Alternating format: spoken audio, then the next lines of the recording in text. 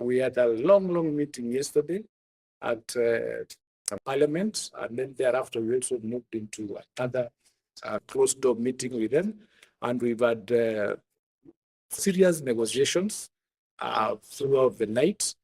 We are moving again to have a meeting with them from 8 o'clock today, and we're hoping that by the end of today, we'd have gotten a solution to the strike and we'll be able probably to call it off.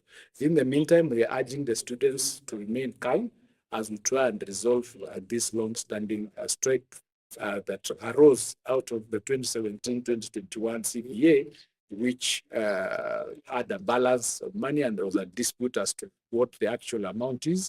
We've reached an agreement as to what the actual amount is. We were dealing with the issue of how that amount is going to be paid in installments. We offered 3 installments, but the unions rejected that offer. We further offered a payment of 2 installments. That's what they are considering. And if they agree, we'll be able to call off the strike and in the course of the day. Thank you very much.